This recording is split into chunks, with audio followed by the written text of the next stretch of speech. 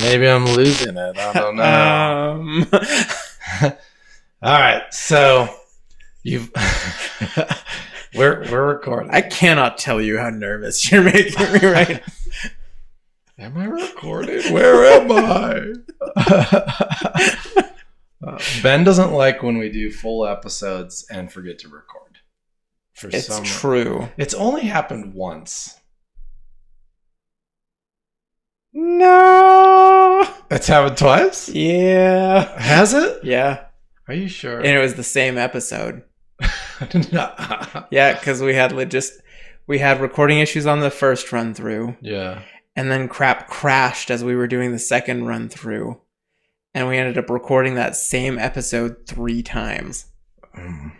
And I was pissed. I don't recall. Because we're sitting there like, all right, we got to record episodes. We've got to record episodes. Get going. We're going to do 4 episodes today. And we recorded 4 times, but 3 of them were the same fucking episode. Well, if it makes you feel better, this is the 7th one. Oh, I know. Today. We're tearing through them today. See that muscle? That's podcast recording muscle. Wait, the 7th one today? We're on 36. The 6th one today. This bodes well. Welcome to Math with Jacob. Math with Jacob.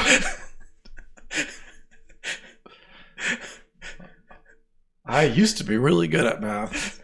Then I popularized. And then I popularized.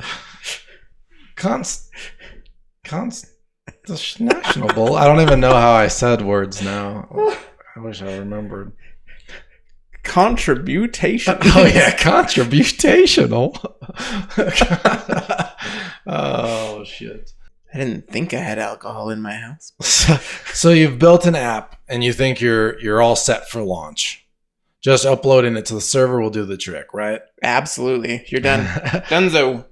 It's not quite that simple, and that's where you might begin to hear the term DevOps. So this concept is pivotal in ensuring that your app doesn't just go live, but thrives and functions seamlessly in a live environment. Use DevOps or you'll have a DevOps. So I like that. I'm going to put that on a shirt. DevOps, that is actually pretty funny. So the definition of DevOps, it's a set of practices, principles, and cultural philosophies that bridge software development, the dev, and the IT operation, the ops, giving the term DevOps.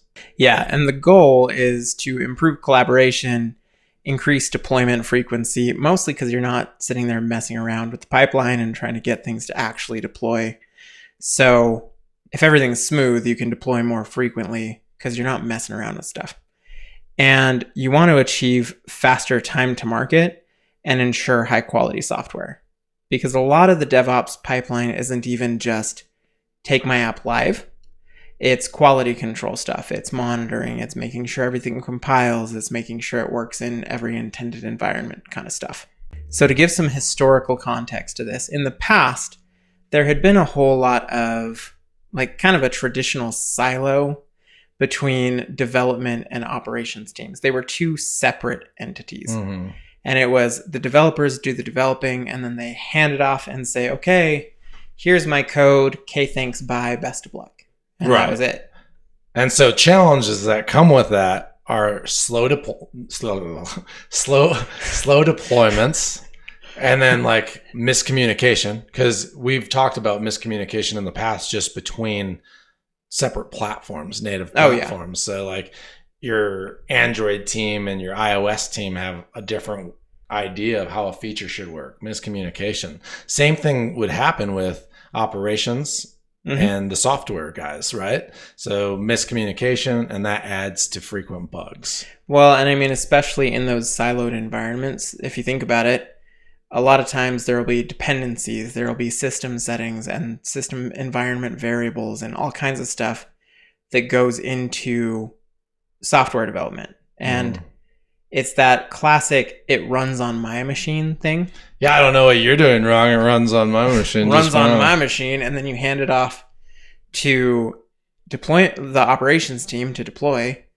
and it doesn't run on their machine. They can't get it to compile on their machine. And there's a ton of back and forth where, it causes a lot of problems and slowdowns with the business and with getting things out. Yeah. So with the evolution of like agile methodology and the push for continuous integration and delivery, have kind of like followed with that. Mm-hmm. Yeah, absolutely. So why do we care? Why is DevOps useful? The first reason is it leads to much faster releases. So with your DevOps pipeline, with everything set up correctly, with systems in place that work for your business, you get a lot quicker feedback and you can iterate a lot faster. Mm-hmm. So, even looking at Agile, traditionally here's a 2-week sprint and you want something deliverable at the end of the 2-week sprint. You don't want to spend a week of that just trying to get the freaking thing to build. So you can focus on what matters and you don't have as many delays. It's kind of like when we got the M1 chip. Oh, God. And we left the Intel chip. That was horrendous. With Xcode builds. Yeah, and all the CocoaPods dependencies. That was bad. It was bad. Yeah, so DevOps also, it improves the collaboration too. It breaks down that silo effect that you were talking about, and it makes a more intertwined dev team, essentially. Yeah. It's kind of mixing those roles and bringing everybody together so that it can be. Can't we all just be one happy family? Happy, no, but intertwined. I don't plan on intertwining with the rest of the team, but you Man, do you. Let's scissors. Scissor me. So anyways, it also leads to much higher quality code and a higher quality end product, because continuous testing is a major part of a DevOps pipeline, and that ensures that there are fewer bugs going on because you're finding them early, as opposed to we wrote out all these features, here's a major update, and oops, here's 700 crashes. Yeah, you're doing small iterations going live versus big ones every quarter or year. Yeah, which also helps make sure that you're making efficient use of the resources that you have. Because with those smaller iterations, you're not spending as much time hunting down, here's a big log of bugs and everybody's tired kind of thing. And well, everyone will be tired. Fair. But nobody's going to have to be focused solely on let's get the thing to work. Because going back to the M1 update and getting rid of the Intel chips, how long did you spend? Because in that instance, I got the M1 before you did. Mm-hmm. And so I had the M1 and all of the changes that were required for mine and to get things running on my machine. How long did we spend just trying to get it running? I think it was at least a week. It was like a week and a half somewhere. It might have been close to 2 weeks. And our team was pissed. Yeah. It was not happy times. And so but we never told them it's because we wanted new computers. Right. Computers. It's not my fault Apple made mistakes.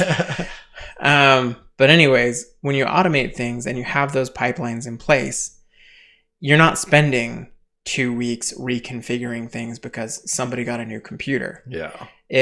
Automating those processes reduces that manual effort, any errors, and the involved overhead. Yeah, you have the better responses to issues as they come up. Like you faster resolutions because it's a smaller problem. Yep. Yeah. Yeah. So some common best practices are infrastructure as code. So you're managing infrastructure using code and automation tools. Yeah. And that's huge because you have less mistakes. You kind of just, push the button and it goes, right? So another good practice to involve it, and these are all pretty straightforward once you kind of know what to look for. Mm-hmm. But another major part of best practices for a DevOps pipeline is to have continuous integration and continuous deployment. You'll often see those shortened down to CI/CD with a slash in the middle. And all this really means is you're regularly integrating and deploying code changes. Mm-hmm. So, for example, A great example really is DigitalOcean's app options. So you can hook it up to your GitHub repo. And this is just one option. There are plenty of ways to do this.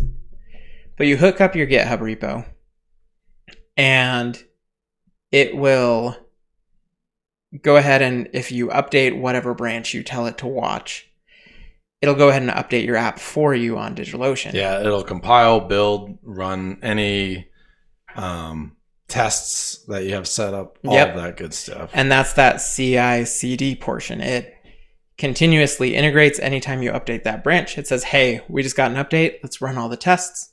Let's do everything that we need to do. And then once those tests have passed and we're sure that it's good and we don't have any errors, let's go ahead and deploy it. And you also have shorter periods of downtime. Yep. Because it's doing all that stuff for you and it won't take it down until it's ready to deploy. Exactly. So CI/CD is an important part of that. And it kind of goes hand in hand with that, but automated testing. So you want to have a way, and most platforms that offer those CI/CD services and setting up that pipeline will integrate testing with that. But you want to make sure that there's a way for your tests to run automatically and for things to stop if the tests don't pass. Surprisingly, your tests aren't very good if they're not ran. Correct. And if you're manually running them, you know they're not being ran enough. Yes. They don't help if you don't use them. This is also true. And that just helps make sure that you've got code quality and that everything is working correctly at every stage of the process. We've talked about this in our scaling episode, monitoring and logging, keeping an eye on your applications and infrastructure in real time, super important. Because you know if things are running properly and healthy or if you're killing your servers. Yeah. Or if, for example, your servers are going nuts because there's a Trojan in your database setup. Oh, we're just mining for Bitcoins. We use that a lot. Yeah, we do. But they deserve it. They do deserve it. Like, come on, guys. Yeah, but another big best practice with DevOps is to have feedback loops. And what that just means is that you have quick communication channels between teams to address issues. You want to have some open form of communication between everybody to make sure everything's running smoothly. Everybody has access if there are any issues that do come up of, hey, this isn't working. Let's figure out why. You don't want everybody separated and make it hard for people to communicate. So we've talked about some of that's the scissoring, you know. Exactly. You're disgusting. Oh. So we've talked about some of the best practices with DevOps, but there are also a lot of mistakes that are made. One of the biggest mistakes is ignoring security. A lot of people, when they're setting up a CI/CD pipeline to make things easier on themselves, and because they don't really know what they're doing, they will open themselves up and go against or completely ignore security practices to make things work. And it's often just I just need this to work and I need it to work now. And so they do things like, one of my personal favorites is opening up their ports to accept everything. Oh, yeah. Like, that's a big one. That's where like Nginx is a savior too. Yeah. So many people. I mean, like even not even in just the DevOps stuff. When you read how to fix like Coors errors and things, how many things are like, just allow all. That solves your problem. That's not what it's there for, guys. You're getting that error to protect yourself. This is the worst advice. But security is so important. And another one among continuous integration pipelines is they'll remove passwords or have readable passwords right in line of the pipelines and automation scripts, and that is not Let's smart. just straight up put my password in the configuration. Yeah. like I'm trying to remember there's I shouldn't bring it up because I'm remembering wrong. There's some weird hack to the one-time only password with Apple. Mm-hmm. apps or the iOS apps and Jenkins. And I won't even talk about it because I think I'm not remembering it right. But yeah, you just want to be aware and follow their protocols. You want to set things up like Jenkins, for instance, has great documentation for setting up your own pipeline. Yeah. So a big mistake people will do too is when they get in this whole setup mode, they all of a sudden want to automate everything. Like, I've been guilty of this. Like, I'll write scripts for things and I would be like, what else? What's next? Like, if I can just push a button and it does all these things, what's next? You don't want to just automate everything without assessing the value of automating it. Yeah. So if it isn't valuable to you and your team, is there a point to over automation is just the same vein as over engineering. Is this worth it long run? Am I putting too much time into the wrong thing? Exactly. And then, lack of communication, lack of scissoring. You just always want to keep open communication between your dev and ops team. Open communication and legs. We're kid friendly. Yeah, this is for everyone. Another big mistake that people don't really think about too much, because it's more of an introspective, reflective kind of thing, is resisting change. Because there are always new tools. There's always better ways to do things. It's technology. It's constantly evolving. Yeah. And people go, well, this has been working for 20 years, so I'm just going to do it this way. And they don't adapt or adopt new tools or practices due to comfort with those old methods. And they just don't want to learn it. Yeah. And you quickly get outdated and have security vulnerabilities too. Yep. It happens. Yeah. So, that's another big one. Another big one on top of that is skipping metrics. And you always want to be able to analyze performance and see what's going on. If there are any critical metrics you need to know about, you want to have a way to keep an eye on those. And you want to be measuring success. You want to be measuring things like downtime and that kind of stuff. Mm-hmm. So you can see any problems before they become real problems. Some tools to help you on your DevOps journey. Version control is one everyone should be familiar with. Mm-hmm. So you have Git, and then you have your platforms like GitHub and Bitbucket and what is that other one? GitLab. Yeah. And a lot of people like GitLab because it's easy to spin up your own instance of GitLab. I believe that's the one, right? Yeah. Well, and they have a lot of focus on CI/CD stuff. Yeah. They were doing it before GitHub, and I think they were doing it before GitHub. But there are lots of reasons to like different tools for, whatever reason, even if it's just I hate Microsoft or whatever. Right. But yeah. So those are all good for version control. For continuous integration and deployment, you've got GitHub Actions if you're using GitHub, Jenkins, Travis CI, Circle CI. There are tons of options. Remember the Actions exploit? Yeah. That was fun. But anyways, a quick search will give you a whole laundry list of different options, and each of them have their pros and cons. And it sometimes depends on what the rest of your stack looks like, whether or not you're able to use them. Yeah, and then you have your configuration management tools like Ansible, Puppet, and Chef. Mm-hmm.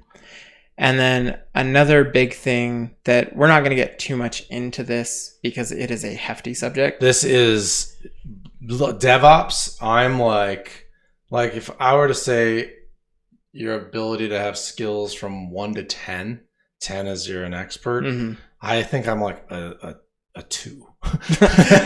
Well, it's a whole field. Yeah. It's its own profession. It is. And so we're not DevOps specialists. No. We know enough to get your app deployed, to get things working. And we bring in contractors when we need them. All the time. Because it is its own thing. The two of us, I'm not a DevOps expert. You're not. And that's why we pay other people to do it. Exactly. But containerization, and that's just the idea of a siloed environment for deployments. Yes. And Docker and Kubernetes, I never remember how to say it. The Kuber one. Kubernetes. Those are good for containerization and giving yourself those consistent environments to deploy from. I'm a big fan of Docker. We use Docker for everything. And we use Docker so much I haven't even bothered to learn how to say the other one. That's Kubernetes. Perfect. I'm sure lots of people will make fun of us. Bring it on. I get made fun of so much. No. And then you have a lot of monitoring tools like Prometheus. And other people other than his mom make fun of him too. My mom makes fun of me. And then you have like your Grafana and then the Elk stack, which is I think it's Elasticsearch, Logstash, and Kibana. Yeah, that's right. Yeah. I think. And so there's so many things out there, and it's just important to understand that like DevOps is not something to take lightly. Like there's a lot of important steps behind it. There's lots of moving pieces, and best practices can change, and it's its own field in technology. Things move quickly. So even that list of tools, like those are pretty common ones that are used a lot in the industry. There might be better ones, and a year from now there might be vastly different ones. That's not the important part. The important part is to just kind of have an idea of how this works and what tools to kind of look for. So we're back to why should we care about DevOps? And from a business side of things, from the developer side, it's pretty clear. I can deploy things and I don't have to mess around with it. Yeah, efficiently. You simplify a very manual process.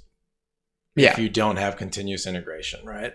And it allows you to always be testing your code so you know when things are broken before it's too late. Yep. And so from like the business side of things, it gives you a major competitive advantage because you've got faster time to market, quicker response to industry changes, and even beyond those to a simpler view, you've got a faster reaction to bugs, to critical issues, to features that your users want. And cost efficiency because automation just reduces the manual effort and errors. Yep. Because when you're manually deploying, sure, you'll get it right. But if you're doing it in a hurry, you might forget steps. Yeah. And then that's how bugs sneak through, or you might have forgot to run your tests and you just deploy a broken app. Yep. And you've also got increased uptime because, traditionally you take things down. Some engineer is messing with everything, getting everything set up, and something happens and oopsie, your server's down for 4 hours instead of 10 minutes. Well, and I was just going to say, even like when we will manually launch like new containers, sometimes if like we'll kill a container and rebuild, like you can have a project take over 10 minutes to build and compile and build, and then you're down that whole time. Yeah. And so these tools kind of like, you make sure you're built and ready before. Yeah. And especially as you start to scale, that hurts. Yeah. And I mean, there are major MMORPGs and stuff out there that, hey, World of Warcraft, we plan for the server to be down for 15 minutes. And you've got people that are waiting an hour, they're going to be pissed, and it affects your bottom line, it affects your player base, it affects the view of your game, quality, all that stuff. The smoother your deployment is, the happier your whole team is going to be. Well, your team, your user base, everybody's happier. Yeah, yep, and your customer experience, because if they never experience downtime, you win. Yep. And I mean, that's one of the benefits of Elixir is the hot reload where, you deploy changes and your server doesn't really go down. Yeah. It just waits until, hey, nobody's using me, so I'm going to go ahead and update real quick. Yep, exactly. DevOps is not just a set of tool, but it's a cultural shift in your company. Because you're bringing in two siloed teams and you're making them work closer together, right? Yep. And it makes it so everybody has to be more aware of the problems that each side faces, because it's really easy for developers and operational engineers to just be like, well, that's not my department. Here you go, and pass things back and forth. It builds on my machine. Exactly. You build it on your stupid server. Like there was a little webcomic somebody drew, and it was an engineer saying, well, it builds on my machine. And then the manager was like, well, I guess I'll have all of our users come in and use your computer then. And suddenly it was important that we fix it. Like, implement some sort of DevOps and continuous integration practices for sure. It's always good. It makes your life easier. It's a lot of work up front, but it's less work. It's an investment is what it is. Yeah, that's a good word. And hire a wizard to do it if you can, because those operation guys, they love that shit. Oh yeah. They're real dorky. Me, not so much. I know it enough to be dangerous. You know enough to make the DevOps engineers shake their heads and cry. Exactly. Like, why are you doing it this way? Shh. No tears, only dreams.